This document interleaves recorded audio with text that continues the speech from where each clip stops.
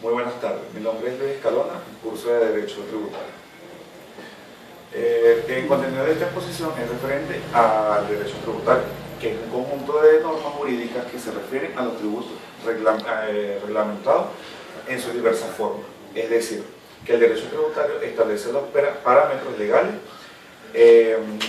legales a seguir, y esa ya sea por el contribuyente o por los funcionarios. Por lo tanto, podemos decir que el derecho tributario es el sistema de normas jurídicas originadas y fundamentadas en principios constitucionales y propios, y los principios rectores inherentes a la regulación pertinente del establecimiento, como por ejemplo tiene varios objetivos específicos, como la discusión, la recaudación, la revisión, el control y modificación de los impuestos y de las contribuciones legales derivados del ejercicio y de la potestad tributaria del Estado y de las diversas relaciones del Estado, del sector público y del sector particular, consideradas estas últimas en sus diferentes calidades, contribuyentes o no contribuyentes, y los declarantes y los no declarantes.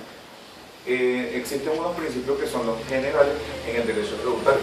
En primer lugar, tenemos la autonomía, ya que existen principios generales de derecho financiero y tributario, y a los que deben recurrirse para la interpretación y la integración de las normas correspondientes, y eso tanto si se admite la autonomía de aquel derecho como si se le niega, y del principio de la reserva legal de la tributación, el cual surge como un freno de los posibles abusos de la administración pública en contra de los administradores, ya que la existencia de tributos es una intromisión del Estado en la economía de los particulares.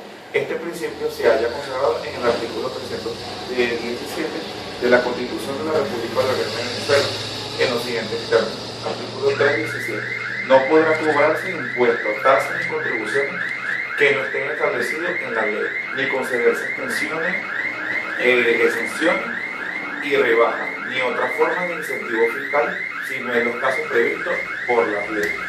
Ningún tributo puede tener efectos confiscatorios. Otro de los principios es el principio de generalidad. Busca la contribución de todo el colectivo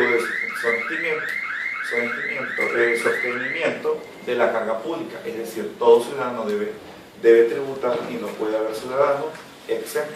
Se fundamenta en expresada en el artículo 133 de la Constitución de la República Bolivariana de Venezuela. Y el principio de la igualdad significa que la ley debe dar un tratamiento igual y que tiene que respetar las igualdades de la materia de las cargas tributarias. Dicho principio que se encuentra en el artículo 21 del Código de la Constitución de la República Bolivariana de Venezuela. ¿Cómo nos habla ese artículo? Nos dice sobre la igualdad de las personas al momento de la igualdad de lo que se vaya a sostener en el ámbito del tributario. El principio de la no retroactividad se refiere al hecho en que los tributos no tienen efecto en el tiempo, salvo las excepciones previstas en la ley.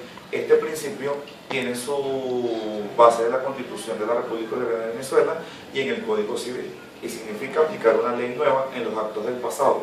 Este principio se encuentra consagrado en el artículo 24 de la Constitución.